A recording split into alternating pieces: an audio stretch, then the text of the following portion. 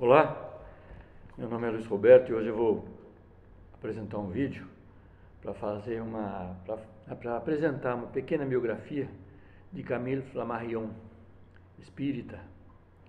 Eu me lembro quando eu era garoto tinha esse livro, tinha alguns livros, né, do Camille Flammarion na minha casa, e um deles, eu não me lembro o nome agora, eu li e fiquei encantado com a descrição que Camille Flammarion fazia do céu, das estrelas. É um livro assim no qual ele se projeta no tempo e no espaço, muito bonito, muito interessante. Para um pisciano como eu, bastante interessante. Eu também era pisciano, né? Segundo Gabriel Delane, Camille Flammarion foi filósofo e sábio a um só tempo. Ele diz que Flammarion possuía a arte da ciência e a ciência da arte. Poeta dos céus, como denominava Michelet, por exemplo. Ele tornou-se baluarte do espiritismo, sempre foi muito coerente com suas convicções, de forma inabaláveis, convicções inabaláveis. Ele foi um verdadeiro idealista e inovador, e especialmente em relação à doutrina espírita. Seu nome era Nicolas Camille Flammarion. Ele nasceu, tem um bocado de nome aqui em francês e inglês que eu vou tentar pronunciar, né? Nasceu em Montagne-le-Roi, Haute-Marne, na França, a 1h do dia 26 de fevereiro de 1842, então sob o signo de Peixes. E como ele mesmo diria mais tarde, ele estava tão impaciente para chegar à Terra e que não esperou. Eu falei, não esperei. Ele dizia, não esperei os 9 meses, nasci aos 7. Nasci aos 7. Ele era de uma família muito modesta, né, de lavradores. Ele era o mais velho de quatro filhos que seus pais possuíam, né, apresentando qualidades assim excepcionais desde muito jovem. Aos 4 anos, por exemplo, 4 anos de idade, ele já sabia ler. Aos 4 anos e meio ele já sabia escrever e aos 5 já dominava rudimentos de gramática e aritmética, né? Ele tornou-se o primeiro aluno da escola comunal, conquistando nos primeiros cursos uma cruz de honra, que ele guardou até desencarnar aquela cruz de honra como recordação do seu primeiro mestre, a quem ele muito venerava, que era o senhor Crapelet. Os Flammarion, família Flammarion, sempre tiveram uma vida muito dura, e Camille compreendeu desde cedo, né, o mérito de seu pai, por exemplo, que uma vez estava muito endividado e ele entregou tudo aos seus credores quando estava com esses débitos. E Camille então reconhecia no seu pai o mais belo exemplo de energia e trabalho. Entretanto, essa situação levou-o a viver um pouco, ou com muito pouco recurso. A família, né? Ele e a família com poucos recursos. Depois de muito procurar, Camille acabou encontrando um trabalho, um serviço de aprendiz de gravador, recebendo como parte de pagamento casa e comida. Por certo, não era na roça onde a sua família morava, né? Era na vila. Ele pretendia completar seus estudos, principalmente a matemática, a língua inglesa e o latim. Ele queria obter o bacharelado e por isso estudava sozinho à noite. Olha, ele deitava bem tarde da noite, na verdade, né? Deitava tarde da noite e nem sempre tinha vela. Ele escrevia ali no quartinho dele, na cama dele, nem sempre tinha vela para escrever, né?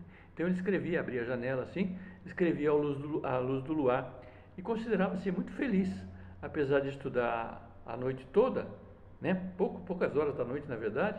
Ele trabalhava de 15 a 16 horas por dia. Então, para que ele seguisse a carreira eclesiástica, seus pais o puseram a aprender latim com o vigário La Salle. Flammarion conheceu, com esse vigário, o Novo Testamento. Ele desenvolveu em si as questões da oratória, né? Leu o Novo Testamento e a oratória toda. O padre Marbel, por exemplo, falava da beleza da ciência e da grandeza dos astrônomos, ou da astronomia, melhor dizendo, porém, mal sabia ele, o padre, né, que um de seus alunos, Camille, bebia as palavras que o padre dizia sobre astronomia. Aliás, seria ele a ilustrar a letra e a significação galo-romana do seu nome, né? O nome dele era Flamma Orionis, em latim, aquele que leva a luz, Flammarion, aquele que leva a luz. Então, Camille ingressou na escola de desenho dos frades, lá da igreja de São Roque, a qual ele então frequentava todas as quintas-feiras. Tinha os domingos livres, é verdade, né? Mas ele os ocupava assistindo às conferências feitas pelo abade sobre astronomia. Ele gostava mesmo do assunto, né? Em seguida, ele tratou de difundir as associações dos alunos de desenho lá dos Frades de São Roque, todos eles aprendizes ali residentes nas vizinhanças, e seu objetivo era tratar a ciência, a literatura, o desenho, o que era um programa assim um tanto ambicioso, mas ele efetivamente levou a cabo esse desiderato. A primeira obra de Camille Flammarion foi O Mundo Antes da Aparição do Homem, que fez quase quando ele tinha ali pelos seus 16 anos de idade. Também ele escreveu um livro chamado Cosmogonia Universal, um livro de 500 páginas, não era pouca coisa não, né? O irmão dele, então já crescido, Ernest Flammarion, era muito amigo mesmo de Camille. E ele tornou-se um livreiro. No curso do tempo, ele também saiu de casa, foi trabalhar, tornou-se um livreiro. E ele publicava os livros, então, do seu irmão, nas edições Flammarion. Era assim que chamava a empresa dele, Edições Flammarion. E durante uma missa de domingo, aconteceu que durante uma missa de domingo, Camille estava lá, ele era católico, né, fervoroso, e desmaiou. Ele desmaiou na missa. Então ele foi assistido em casa, levaram ele para casa, o doutor Edouard Fournier o atendeu e foi um desmaio providencial, pois ao ver o doente, ali cuidando de Camille, o médico avista sob a cabeceira de Camille um manuscrito de cosmogonia, Cosmogonia Universal. E após ver a obra, achou que o jovem merecia posição melhor. Ele conseguiu uma vaga como aluno de astronomia no Observatório de Paris, onde ele foi admitido então como auxiliar em 1858. Como calculador, ele fez parte do escritório, né, do Bureau de Longitude, Escritório das Longitudes. E o trabalho e a notoriedade então de Camille Flammarion se deram com a obra A Pluralidade dos Mundos Habitados, La Pluralité des Mondes Habités, A Pluralidade dos Mundos Habitados, que escreveu em 1862. Após deixar o Observatório de Paris, onde muito sofreu, na verdade sofreu um bocado lá, essa que é a verdade, com as impertinências e perseguições do diretor Leverrier. Leverrier não podia conceber um rapazola, um garotão, né, acompanhá-lo em estudos de ordem tão transcendental, e Camille chegava junto e ia além desse Leverrier, e ele tratava mal o Camille, mas não tinha como demiti-lo, ele era muito bem indicado, né? E não podia desagradar as pessoas que indicaram ele para aquele serviço, então ele tinha que tolerar. Mas Camille saiu de lá. E a partir dessa época, então, Flammarion começou a escrever livros populares de astronomia, que foram traduzidos para diversas línguas. Para conhecer a direção das correntes, por exemplo, aéreas, ele realizou no ano de 1868 algumas ascensões aerostáticas. Mas a guerra de 1870, o mundo vive em guerra, né? Teve lá uma guerra em 1870, interrompeu temporariamente, então, a publicação de suas obras. E após estabilizado o período, né? O pessoal baixou a bola, acabou um bocadinho aquela brigaiada toda, ele mudou-se então para uma casa melhor, situada na esquina da rua Cassini com a avenida do Observatório de Paris, um lugar privilegiado, na verdade. E ele mudou-se para lá. E em 1874 ele casou-se com Sylvie Petier, sua namorada de infância, e levou-a, vejam só, em sua lua de mel em nada menos que um balão.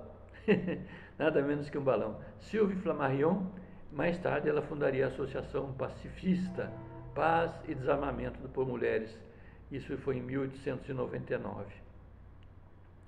O gabinete de Camille era muito singelo, mas nas paredes, sobre o pavimento, né, no chão, em cima das mesas e das cadeiras, por todos os lados, uma montanha de livros, periódicos, folhetos e papéis. Ele era um estudioso contumaz.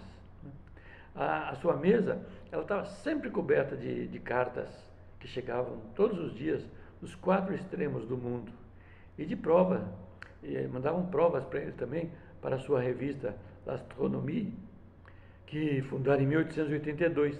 E para o novo dicionário enciclopédico, Nouveau Dictionnaire Encyclopédique, deve ser assim que fala, né? No ano de 1880, Camille Flammarion recebeu o prêmio Monthyon da Academia Francesa, pela publicação de sua Astronomia Popular. Em 1883, ele fundou o Observatório Juvisy, ou Juvisy, assim que fala, Juvisy, do qual foi diretor durante toda a sua vida, incentivando o trabalho de observadores amadores. Ele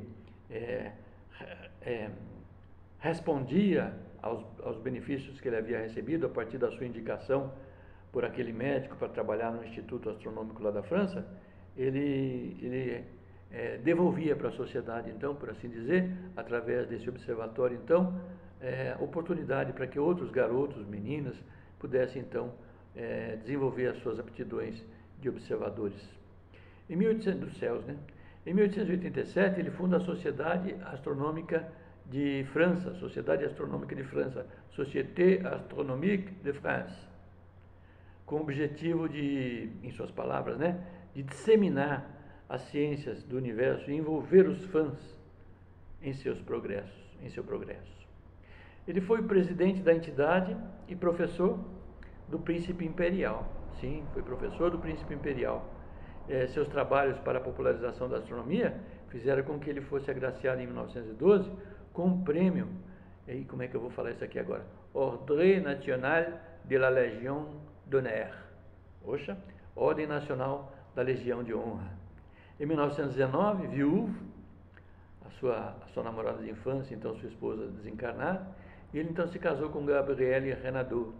Ela foi sua secretária durante muitos anos. Em 1923, ele presidiu a Société for Physical Research.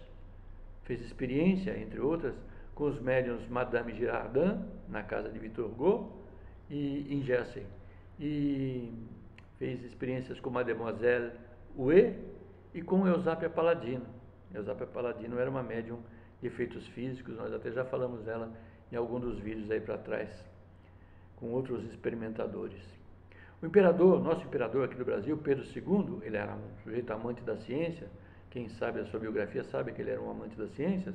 Ele foi visitar o astrônomo em seu retiro e plantou com as suas próprias mãos no parque, onde era o retiro lá de Camille, para perpetuar a memória de sua passagem, um pequeno cedro do Líbano, de cujo ato Flammarion, por sua vez, gravou em uma prancha de cobre os detalhes desse acontecimento. Tornando-se espírita, mais tarde, né, tornando-se espírita convicto, Camille Flammarion foi amigo pessoal e dedicado de Allan Kardec, tendo sido, na verdade, o orador designado para proferir as últimas palavras à beira do túmulo do codificador do Espiritismo. Né? Ele rendendo homenagem a Kardec, que desencarnara então assim repentinamente, no dia 31 de março de 1869, isso tem na biografia de Kardec também. Flammarion, a convite da direção da Sociedade Espírita de Paris, consigna no seu discurso para a posteridade que ele era o que eu denominarei, disse Flammarion, né? O bom senso encarnado. Ele era o que eu denominarei o bom senso encarnado.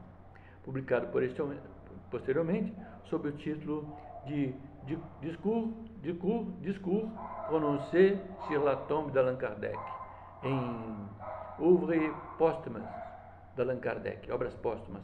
Então, o discurso pronunciado sobre a túmula de Allan Kardec, que foi publicado em obras póstumas.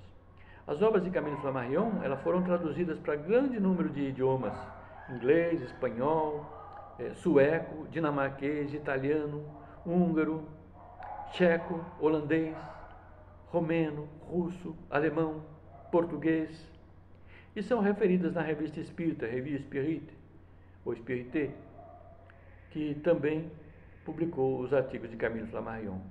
As suas obras, de uma forma geral, elas giram em torno de postulados espíritas, do postulado espírita da pluralidade dos mundos habitados. Eu até apanhei aqui algumas delas, não todas, né? Algumas delas que eu apanhei aqui, e são as seguintes. Olha só, os mundos imaginários e os mundos reais, as maravilhas celestes, Deus na natureza. Esse aqui eu li. Contemplações científicas, estudos e leituras sobre astronomia, atmosfera, astronomia popular, descrição geral do céu, o mundo antes da criação do homem, os cometas, as casas mal assombradas, narrações do infinito, sonhos estelares, Urânia, Estela, esse Narrações do Infinito também tinha na minha casa.